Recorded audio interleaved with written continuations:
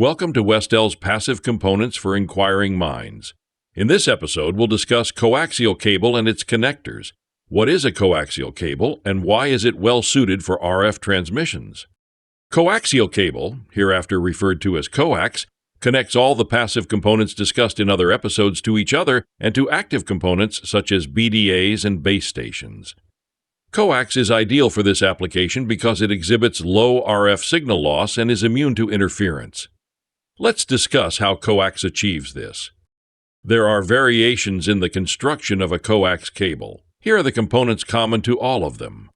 Coax consists of four components: an inner conductor, a dielectric, an insulator, an outer conductor, also called a shield, and an outer jacket that protects them. The inner conductor is made of solid or hollow, aluminum or copper in distributed antenna system applications. Aluminum is lighter and less expensive than copper, but copper is a better conductor and more flexible. In other applications, it can be copper-clad steel. The dielectric may be air with spacers, foamed polyethylene, or solid polyethylene. Each has its advantages and disadvantages. Air with spacers has the lowest loss but is the most fragile and most expensive because it is difficult to manufacture. Solid polyethylene is very sturdy and inexpensive, but it has the most loss of the three. Foamed polyethylene is a compromise between the two. The outer conductor is made of aluminum or copper and can be either solid or braided. Braided construction provides greater flexibility but is less effective as a shield than a solid outer conductor. To increase the flexibility of a solid outer conductor, it is corrugated. The protective jacket can be made from many materials. A common choice is PVC, but some applications may require fire-resistant materials. Outdoor applications may require the jacket to resist ultraviolet light, oxidation, rodent damage, or direct burial. Coax cable has a rated impedance in ohms. Television applications require 75 ohms, while cellular and first responder systems require 50 ohms. For a standard piece of wire, resistance is proportional to length. The longer the length, the more resistance the wire has. But with coax, the impedance stays constant whether the coax cable length is 10 feet or 1,000 feet. How is this possible? When RF is applied to a coax cable, both an electric and a magnetic field are created. The electric field propagates radially between the inner and outer conductors, while the magnetic field forms concentric rings between the two conductors. This sets up what is known as a transverse electromagnetic mode, where neither the electric nor the magnetic fields move in the direction of propagation. Think of a stadium doing the wave. Each person only moves up and down, no horizontal motion whatsoever. Yet the wave pattern unmistakably travels around the stadium horizontally. The people don't travel. The disturbance does. In a coaxial cable, the electric and magnetic field are like the people. They don't move towards the output, but the pattern of RF signal propagates from the input to the output.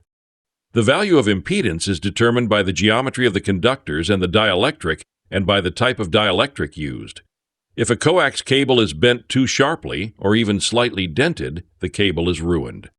Because the outer conductor contains the fields from expanding outside the cable, it offers excellent immunity to external interference and prevents the signals within the coax from causing interference. This is especially true for solid outer conductors. There is a variation of coax cable in which the outer conductor has openings spaced evenly along its length. This is known as radiating cable or leaky coax. The holes allow RF to leak out, effectively allowing the coax cable to act as many mini antennas along its length. Often, an analogy of a soaker garden hose is used to describe how this application works.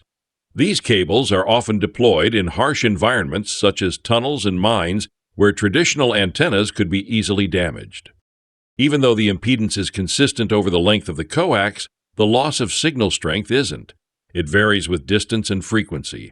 The longer the coax cable and the higher the frequency, the greater the loss. Loss is directly proportional to length. Coax losses are specified as so many dB of loss at a specific frequency and distance. For example, if a coax cable has 2 dB of loss at 800 MHz at 100 feet, it will have 4 dB of loss at 200 feet. The amount of loss per foot at a given frequency is largely determined by the diameter of the cable.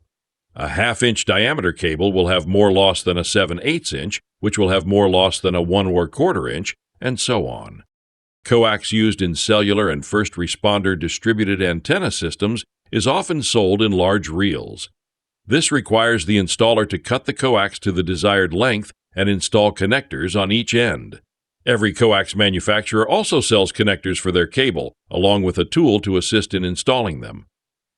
It is extremely important to use the correct tool for the connector. Not all cables and connectors have identical geometry, and a difference of a few microns may prevent proper electrical and physical contact between the components. Let's now talk about the different types of connectors used in distributed antenna systems. The most common types are SMA, QMA, N-type 4.310, and 716 DIN. While QMA connectors are push-on and captured with a collar to prevent loosening or falling off, all the others must be tightened by screwing the inner and outer threads together. A proper torque value is specified to ensure the connection is neither too loose nor too tight. This is important for RF performance and weather sealing. It is important to specify the sex of the connector when ordering.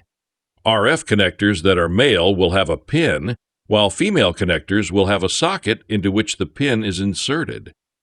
This differs from other industries where the sex of the connection is determined by whether it has inner or outer threads. Thanks for watching this episode of Passive Components for Inquiring Minds. Be sure to check out all the episodes.